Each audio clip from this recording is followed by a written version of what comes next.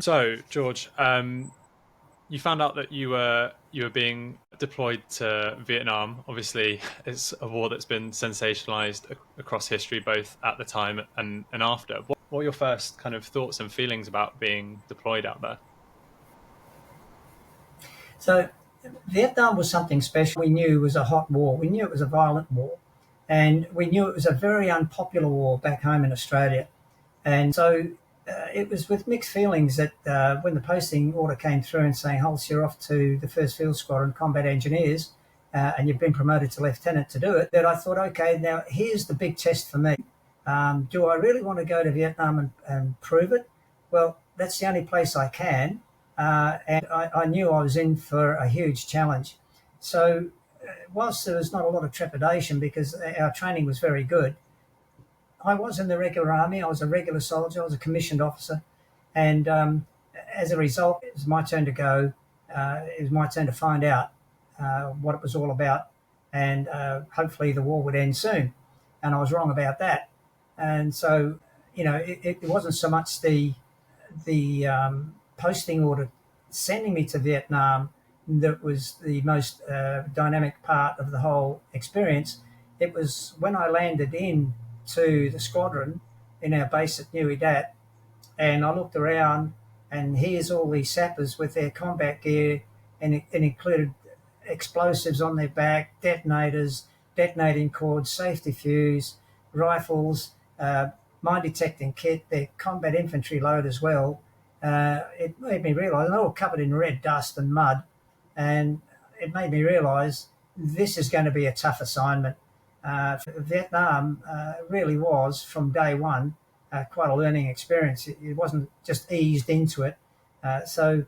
Compared to getting the posting and saying, well, you're going off to the war, which was, in itself, not so much a challenge, but something that you thought, okay, well, am I going to make it back from this or not? But when you arrive on the ground and you see the reality of it, then it gives you quite a knee jerk that this is the real thing, and we're not mucking around here. We're into the real way.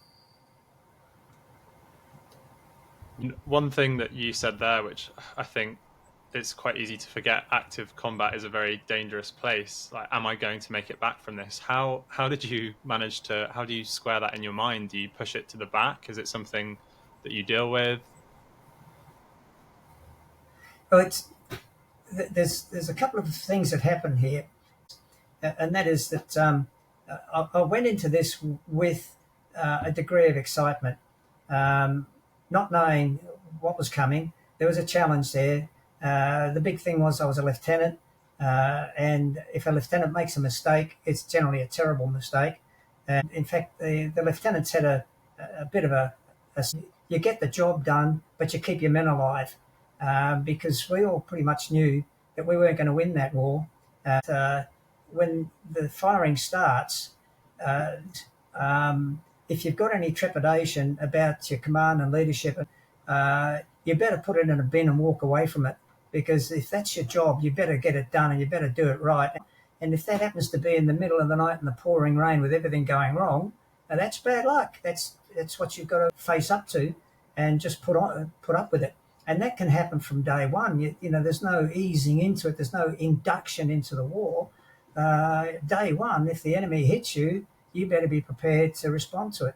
So, the introduction into that war was a steep learning curve, but the soldiers were fantastic. My sappers, I just swear by every last one of them. For example, if the infantry find tunnel openings, they'll turn around and say, okay, where's the engineers? I'll say, well, here, there's a tunnel.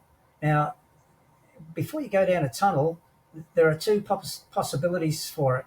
One is that there's someone down there, and we call that a hot hole. Or there's no one down there, and we call that a cold hole. So the way that we worked out whether there was someone down there or not was in about the first couple of seconds. When you jump down the shaft that leads you into the tunnel, you've got a very powerful torch, and you play that torch around the very opening of the tunnel. And if there's millions of little eyes looking back at you, like little spiders and spiders' webs, there's no one down there. If there's someone down there, they break those spiders' webs, and the spiders all scoot back into their little holes. And if you turn your torch on and they're all gone and there's broken uh, webs, and you take a good sniff and you can smell the opposition, they can smell us, and you know that that's a hot hole. Now you put one up the spout of your 9mm Browning pistol, and you proceed very, very carefully all the way down that hole. Uh, and those holes were absolutely black, no light whatsoever, very little air, and very small. Even a bloke my size had trouble getting through. A lot of the corners came as right angles. They don't just bend, they come as a right angle. And you've got to be very careful how you negotiate that, because you could get your brains blown out. You can hear voices down there, and you got some problems right there. And if you can hear voices, it means they don't know you're above them. So you keep going. And if you come to a trapdoor, you've got to have a very clever way, and we had it in the Corps of Engineers, to pull the trapdoor open. But when you get to the trapdoor, you don't stick your head down, because what the Viet Cong had were a spike which was bigger than the size of the trapdoor. And if you put your head down, they'd pike. If you put your feet down first, they'd pike you through the stomach, and your mate couldn't pull you back up because the pike was bigger than the trapdoor.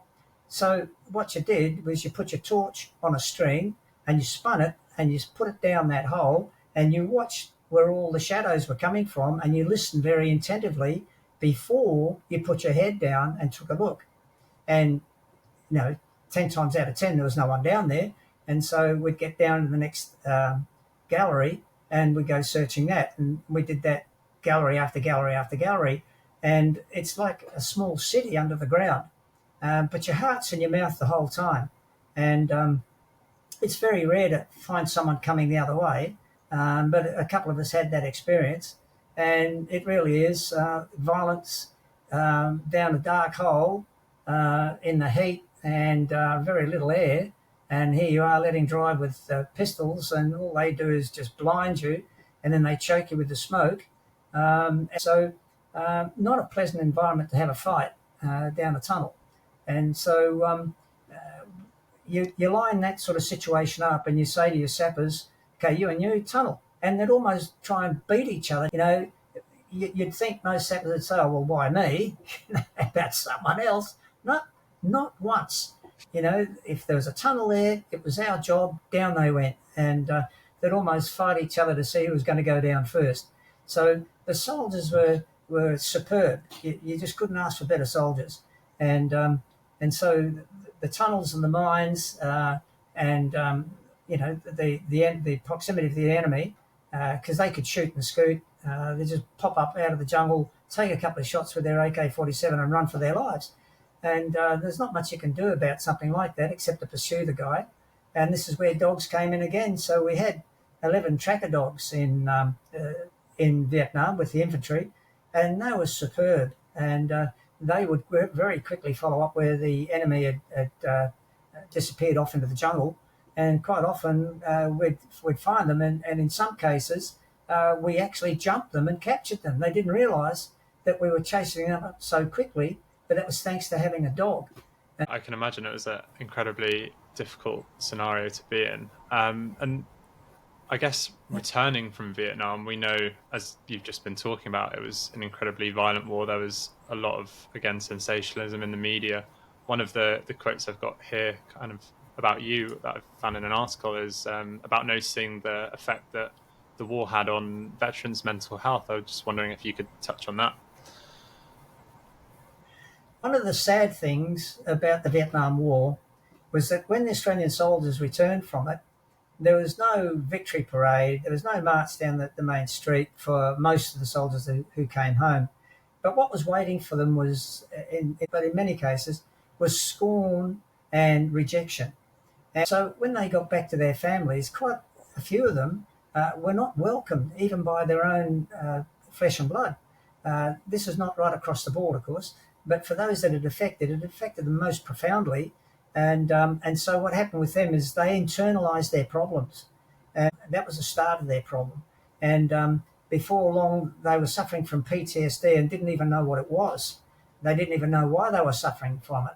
And so for a couple of years, during the Vietnam War and slightly after it finished for us in 1973, the Vietnam veteran in Australia had the highest suicide rate of all the demographic groups, put together. And this was guys just couldn't handle it any longer. They weren't willing to vent it out to their families or to anybody else.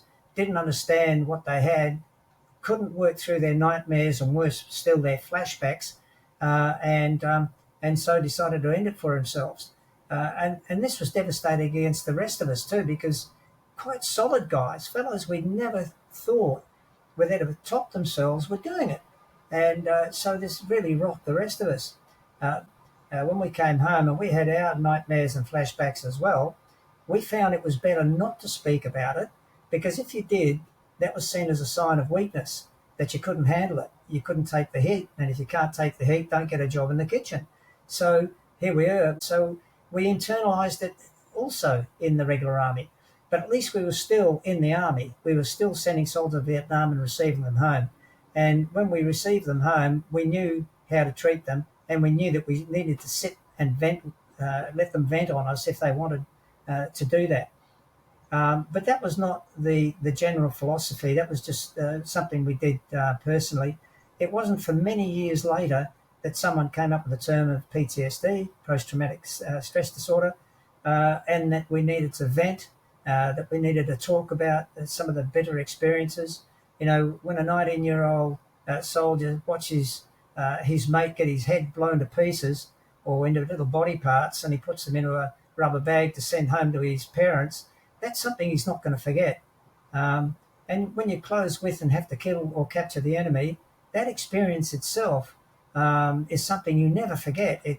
At the time, it feels like, your training worked. You did it. You did it. You've done what you were trained to do. But you take that memory with you, and that memory lasts for the rest of your life. And sometimes it becomes more acute. So, when you're trying to get to sleep of a night time, and up comes this face, and all you can see is a contorted face of a human that you've just shot. It's very hard to put behind you, and you get into, if you like, the guilt complex of someone who's survived. They call it the survival guilt complex, in that you start playing little tricks with your own mind, and that is, wouldn't it have been better that he would have shot me and I would have died, because then I would have been a hero and all this wouldn't have been a pain for me anymore. So probably the wrong guy died. And it's a silly thing to think, because no one wants to die. And yet you're playing with these little things in your head. So your mind is a very powerful place to be. And every now and again it decides. Yeah, And so in my case, I've been able to manage it. yeah. There's a quote that I saw from one of the Holocaust survivors, and it's quite powerful. She was saying that the biggest prison that you'll ever be in is the one inside your mind. And I think, as kind of Yeah. what you're attesting to there, that the mind can play cruel tricks on you, but it's also an incredibly powerful tool. I guess one of the points that you raised there is about internalizing problems. I think a lot of the time people tend to not talk, and it's easier to bottle them up. As you kind of mentioned, that you got into the habit of talking through problems, which I think is a really positive approach in terms of dealing with kind of Yeah. the stress and everything that comes post Vietnam. How else did you manage to kind of deal with those symptoms? Yeah. Well, that's a very good point, Matt, because I was watching my mates very closely. We all were watching each other very closely. And so some of them turned to alcohol. And believe me, alcohol is not your friend. And but they thought it was. And so they found some solace at the end of a bottle, until the end of the bottle bashed them over the head. And then they were in more strife. So I thought, look, you know what? You can become an alcoholic or a sportaholic. And I love sport. So I thought, you know what I'm going to do? I'm going to immerse myself in sport. I want a sport that really hurts me, so that I can get my mind off all these funny little invasive memories that I really don't want, and so that I can sleep at night. And then I found triathlon, where you swim, you ride a bike, and you run. In the days of competition or really hard training, when I hit the cot, I go out like a baby, and there's no invasive thoughts. Nothing gets me. So I get this freedom. And as a result of my first experience of that, it was with triathlon. I thought this is great therapy, so I decided that I'd join a triathlon club, that I'd get involved with competitive sport, and that I'd try and use that as best as I could to help me get through any bouts that I might have with my PTSD. And so I fell into a triathlon club called the East Coast Psychos, great name. Uh, and we had Great one of name. the best Ironman coaches on the planet. His name's Alan Pittman. He's done 50 Ironman competitions, of which 18 were in world championships, and 6 times he's been up on the podiums. He gives it to you straight off the shoulder, and there's no woke about him. Listened to Al now for many, many years, and one of the things he says to us is, I don't care what worries you've got. There's a garbage bin outside. You put all your worries in the garbage bin and you put the lid on it. And while you're with me, you do everything I say and to the best of your ability. And when you leave, you pull the bin lid off and you pull your problems out and you go home with them. So in other words, don't bring your problems to the training. Training's not a good place to think through all your worries. Now what you've got to think about is technique in the swim, ride and bike and the run. And I found that to be great for me because I could go with all the worries in the world. And the moment I got into that pool and started swimming, I was thinking technique and everything that Al was telling me to do. And so I found that sport was an enormous help to me. It made me feel good. I was breathing the clean morning air, riding a bike to the swimming pool and then riding a bike back afterwards. Then doing our long rides on a Sunday up to 200 kilometres, and you get off the bike and you'd run 5K, just to let your mind know that just because you're off the bike, that's not the end of the race, that's just the start of the run. And so the bike and the swim are now history, and now you've got the run. And in Ironman, that's a marathon, 42.2 kilometres. So it's no good getting off the bike and thinking, oh, gee whiz, this is going to hurt, because you're already hurting, or it's going to hurt more. Yes, it's going to hurt more, but it's got to be done. And so you fill yourself up with positive affirmations. You just tell yourself, you've come here to do this, you can do it, you will do it. If you drop into any negative points or get into self-doubt, what happens is if you start to say, look, I don't think I'm going to make it, you won't. That's the power of the mind. Alan Pittman was the guy that told me that with just about anything in life, but particularly Ironman triathlon, it's 80% mental and 20% physical, because we're all as fit as each other. We know about nutrition, we know about hydration, we've done the time in the saddle, the meters in the pool and so forth, and we've run as often as we can, but it's what's between the ears that really counts in the end. And if you give yourself positive affirmations and you are determined to take it to the end, you will. And that's the power of the brain. Now, you might say, oh, yeah, but what happens when pain kicks in? Well, pain does kick in. And what you've got to learn to do is relax those muscle groups where the pain's kicking in. And if you cop a cramp, you stop until the cramp goes away. You rub yourself in that area and you say, now I'm going to just keep going. And you keep going. And it's incredible how you can push through all that pain. There's no pain barrier. It's just pain. And sometimes it hurts more than other times. And sometimes, at the 15 or 20 kilometre mark in the marathon, after you've already swum for 3,800 metres and ridden the bike for 180 kilometres, and now you're in there, 18, 20 kilometres into the marathon, and you start to really hurt. You're getting lactic acid all around you and all the rest of it. It's at that point in time sometimes that it all just disappears, and next thing you're running faster than you did when you first started off. And you think, well, where did that come from? And it comes from nutrition, and it comes from hydration, and it comes from having a positive outlook on it, and your mind saying, okay, body, well, if you're going to do this, let's do it. And that's the beauty of having this mentality that tells you that 80% of your effort is going to be in between your ears, and you better control it. or you're not going to finish. So that's one great thing about triathlon that I took out of it, to help me with PTSD, and also to put me into a group of people who were so positive about life that it sort of rubbed off on everybody else. We all work off each other's nervous energy, and it's such an uplifting experience to be with people like that. So, being part of a triathlon club is something I'd really, really recommend. It's great.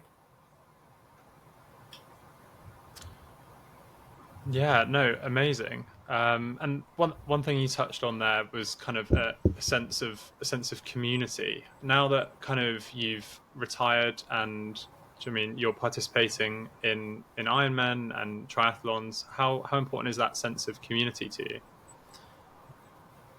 It's extremely important. In fact, it's just as important as the training, because if you try and isolate yourself and you're not sharing your enthusiasm, you're not gaining the benefit of the vibes and enthusiasm of other people around you.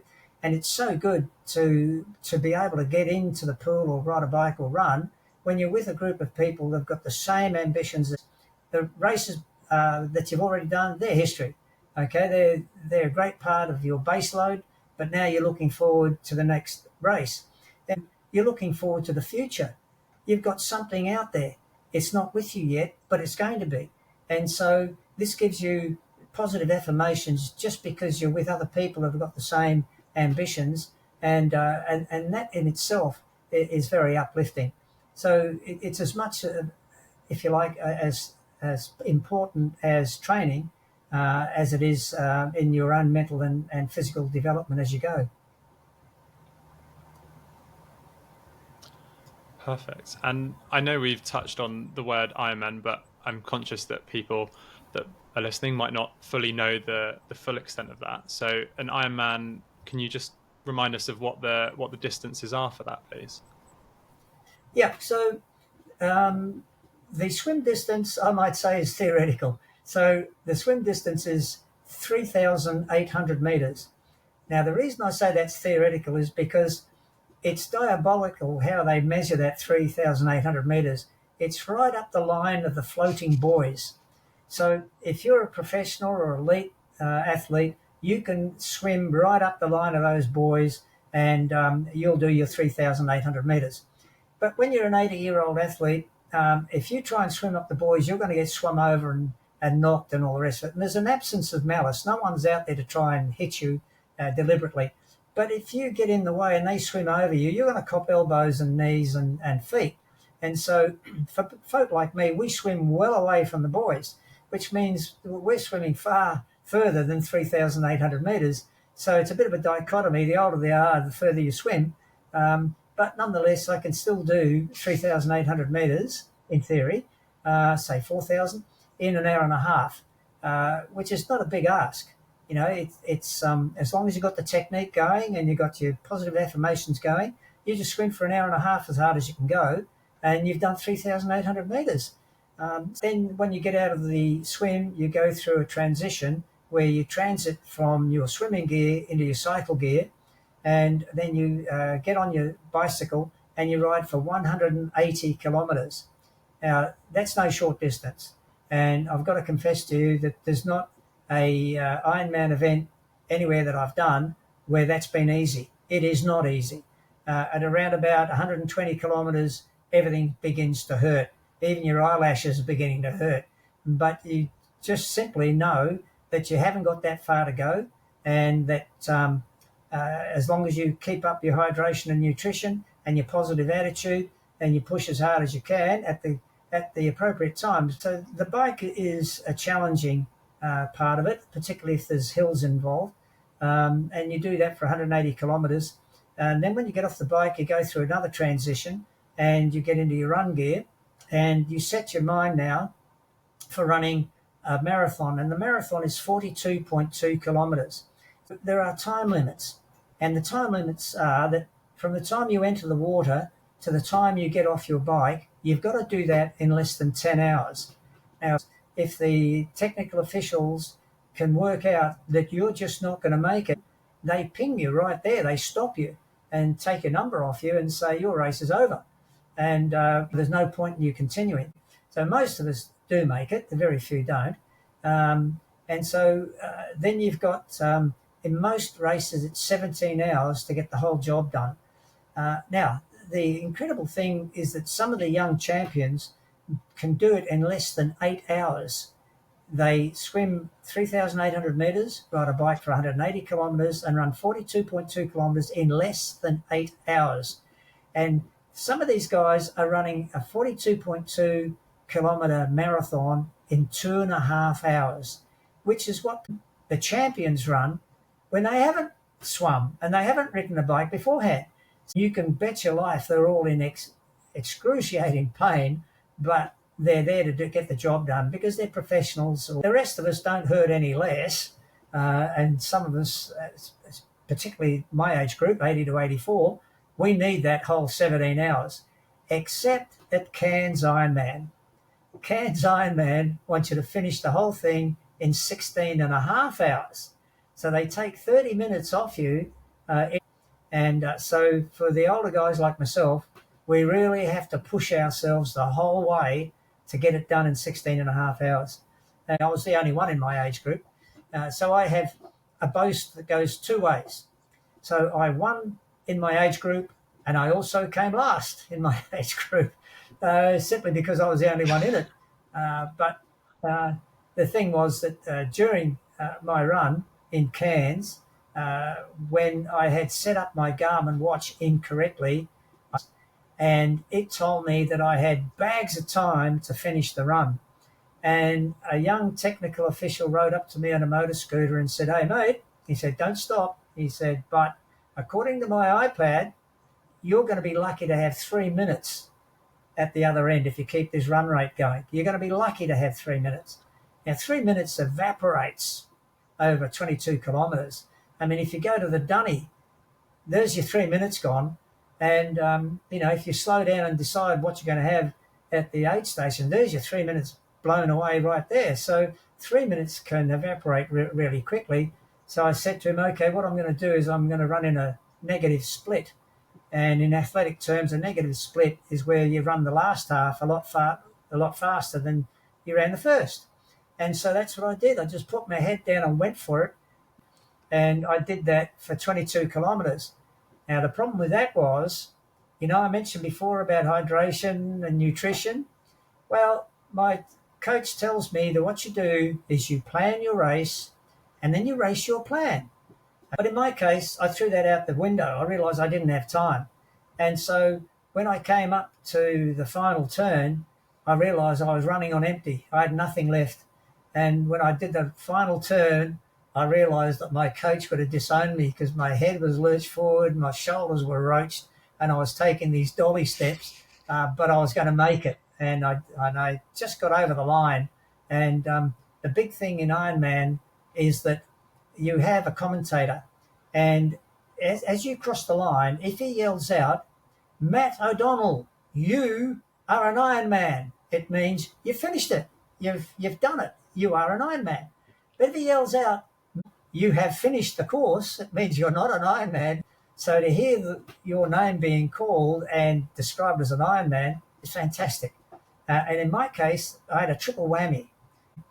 So when I turned into the final straight, it's 200 metres, and there's all these young people. It's midnight, and all these young people there, and all screaming at me to get over the line. By now, I'd realised that my Garmin was way out, that I had no idea where I was. And so they were screaming at me to get over the line. I thought the seconds are counting down. I'm in real strife here. They were all screaming at me, these young fellows, and they were giving me high fives all the way down the line. So the second thing was that there's a DJ that plays inspirational music that he thinks might match the person that's running down the finish chute. And he researched me out and realised I was a Vietnam vet. So there's a very famous song which is called Khe Sanh. And it's a song written about the Battle of Khe Sanh and guys coming home from Vietnam. But the very first line of that song is, "I left my heart with the sappers at Khe Sanh." And the moment I heard him sing sappers, my morale went through the roof because the sappers get the job done, right? And here I was, a sapper, and I was getting the job done.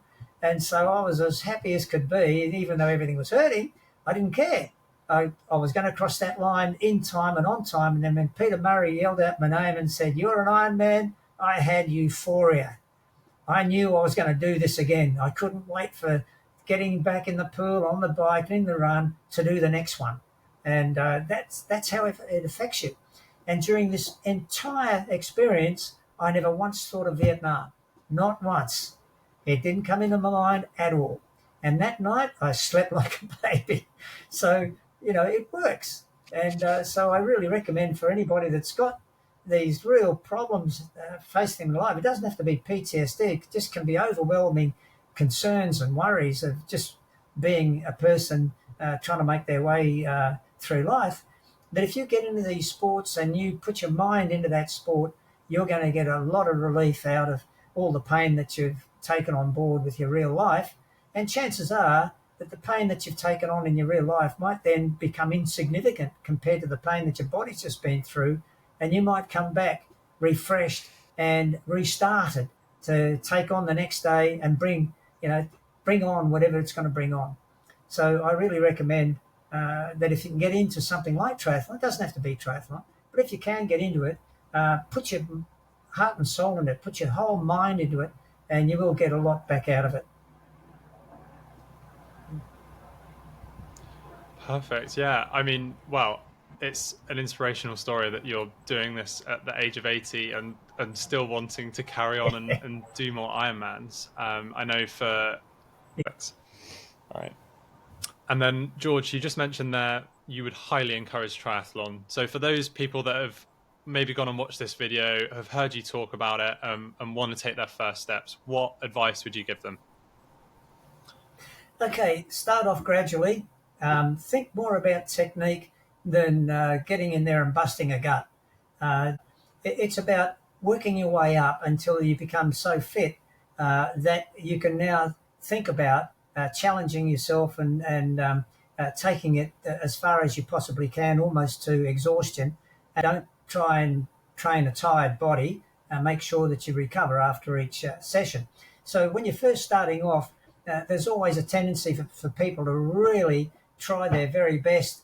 And if they're disappointed, a lot of people then drop out the sale. And the truth is that it might have been if they'd have just taken it gently, one step at a time. You can't just rush straight into it and decide that in 2 or 3 weeks or 2 or 3 months you really weren't set for this because it's all hurting too much.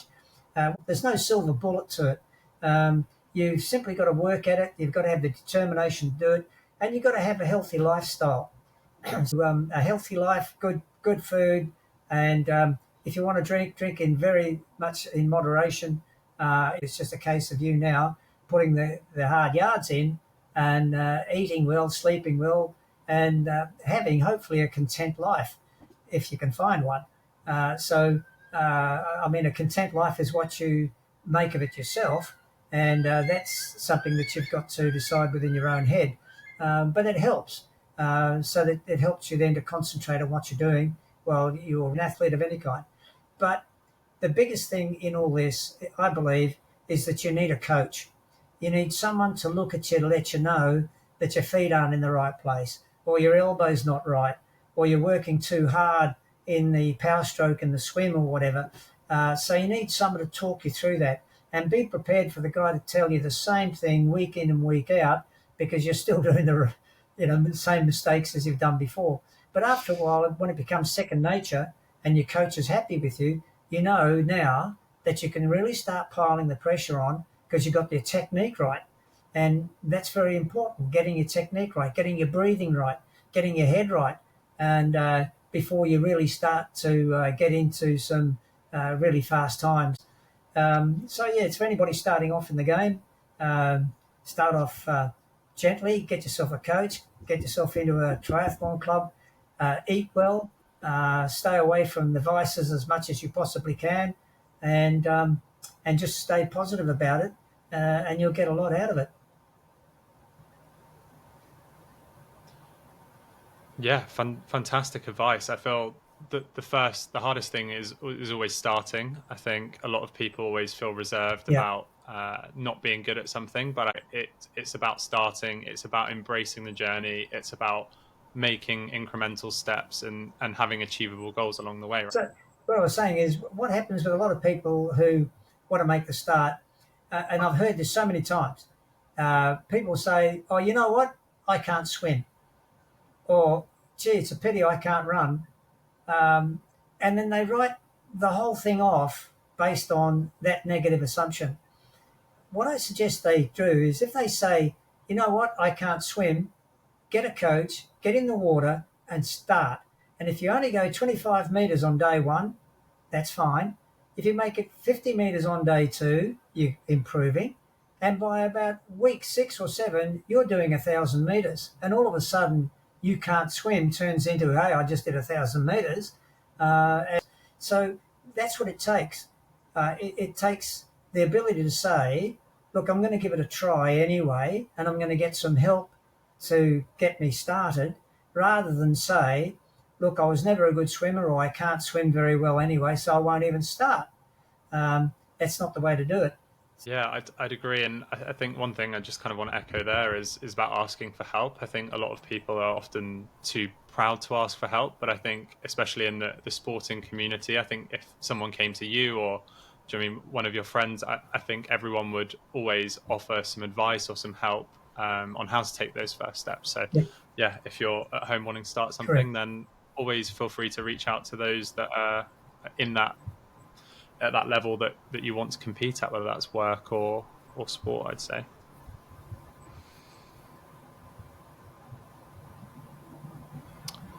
So, Listen,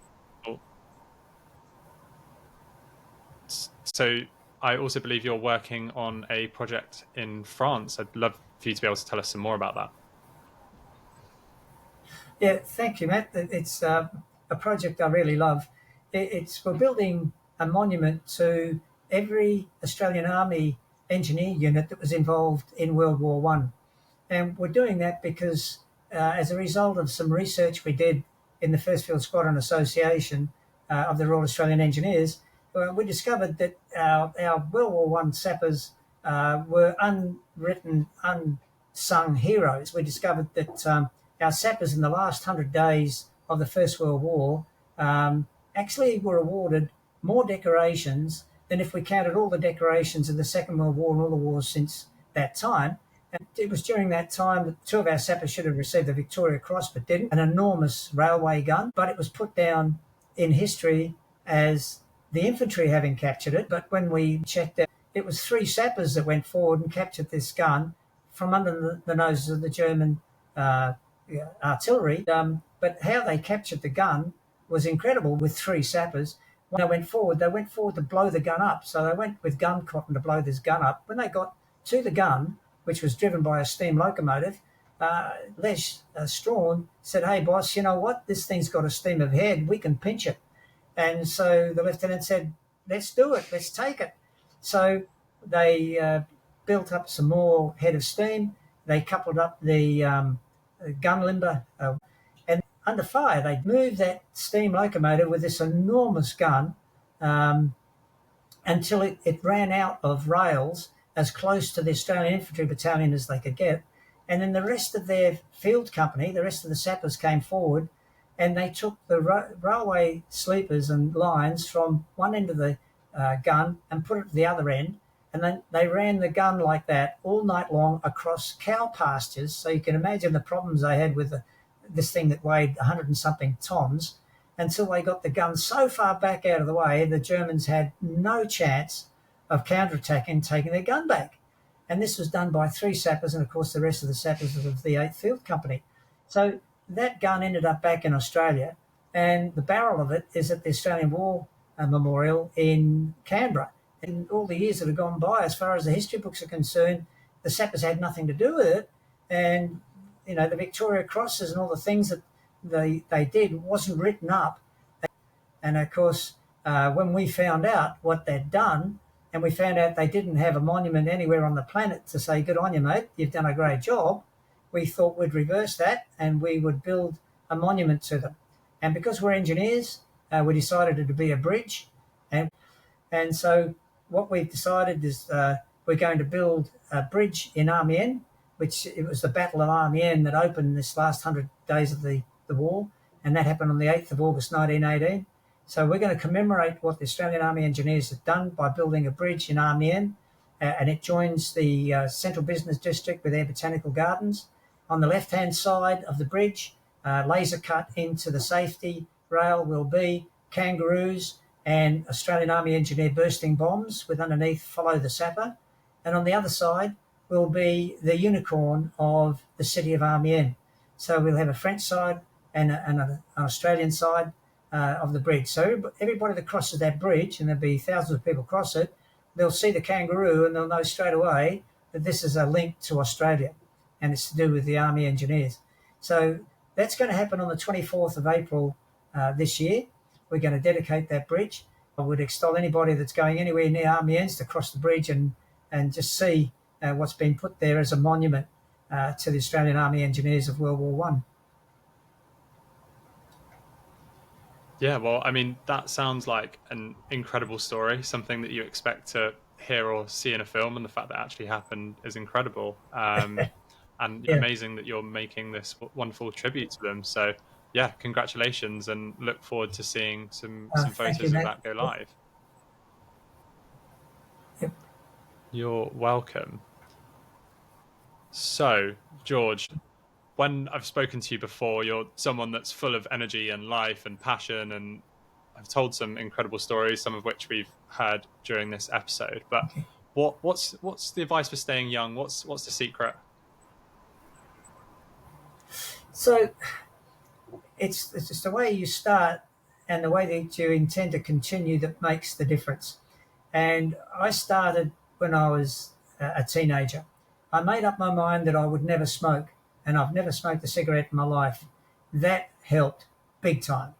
I stayed away from alcohol. I didn't like alcohol anyway, and for its part, it didn't like me very much either. And I put it down mainly to those two things, that when I did contract cancer in 2013, I was able to knock it on the head. I had stage 4 cancer, where they tell you to go home and make yourself comfortable because, there isn't a stage 5. Stage 5, you're in a hole in the ground. And I thought, no, look, I'm not going to let this beat me. I'm going to smack this on the head, and I'm just going to take all the chemotherapy and whatever's going to help me get through it. And thanks to modern medicine, within 2 years, I was in remission. Within 2 years after that, I was racing an Ironman triathlon in Kona in the World Championships. So you've got to start early and have a good, strong, long life ahead of you. But the other thing is to be content, and this is very difficult. I was lucky; God smiled on me. I married one of the most fabulous ladies on the planet. She's been supportive. I have 2 fantastic kids, so I've been very lucky in that field. And you realise that being 80 is not that old, because before you know it, you are 80. And here I am at 80, and I don't consider that 80 is that old. I mean, I look at a Japanese guy who is 93 and he's still finishing Ironman triathlons. So, compared to him, I'm a youngster. At 80 years of age, it's just a number. Honestly, it's how you are within your own skin. Yeah, thank you very much. I feel that being comfortable with who you are in your own skin is an incredibly powerful statement. I think a lot of people tend to Yeah. compare their life to others. There's that famous quote, comparison is the thief of joy. And I think that what you've just said definitely speaks to that. Yeah, precisely. Yeah, So very true. part of the reason that I launched Yes, thank you. Part of the reason that I launched this podcast is to kind of demonstrate the power of sport, and that sport kind of acts as this vehicle for change. In your own words, what does the power of sport mean to you? Well, the power of sport gives me a reason for being. Uh, the sport is a real power. It's like an energy, and there are no limits to it. So to me, sport is a way of life. It's what you do. It's what you look forward to, and when you're doing it, it gives you something to look forward to by way of challenges and by way of meeting schedules and by way of meeting competition and doing the best you can on a particular day. And once it's done, you've got another one to look forward to. So you prep on from that. So sport has a very powerful influence on how you approach life, how you approach what you're doing. It's good for problem solving. It's good for facing challenges, and it's good for personal achievement. So I think it's an extremely powerful tool for anybody to reach out to improve their life and their quality of life. So I just love sport. I think it's made me the person I am today, and it's going to continue to keep me on the right track as I go forward. And what's next for George? So, next year I've got this bridge in Amiens in France, so I can't train for the next Ironman. So my next serious race, will be the Ironman in Cairns in 2025. Now, I'll be still in the 80 to 84-year-old age group, but the thing is, if I win that age group, then I've got the chance to represent Australia at the World's Championship. Perfect. And then I've just got a few questions to round the interview off that I ask all the guests that come on this podcast. And the first one is, who is someone in your life that has inspired you, either kind of past or present? So the person who inspires me most is my coach. Mr. Alan Pittman is in my opinion, the finest Ironman coach on the planet. He was the one that got me into Ironman. He got me ready for it, and he didn't rush it. It took 2 years before he thought that I was ready to give Ironman a shake. And he did such a good job of it that when I finished my first Ironman, I thought, yep, this is it. This is where I belong. Ironman. That's what I want to be.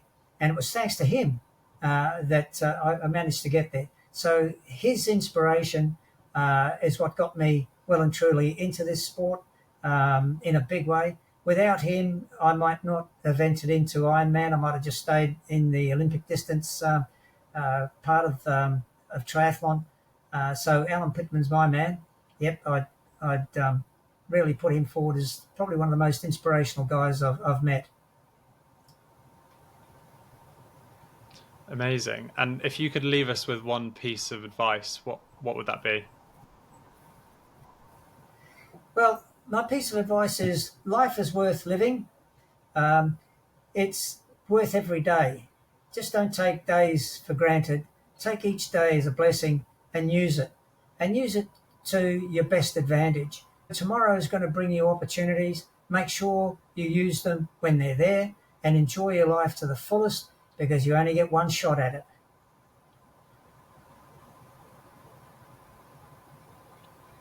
Thank you. And then finally, is there anyone that you would like me to interview on a future episode of this podcast?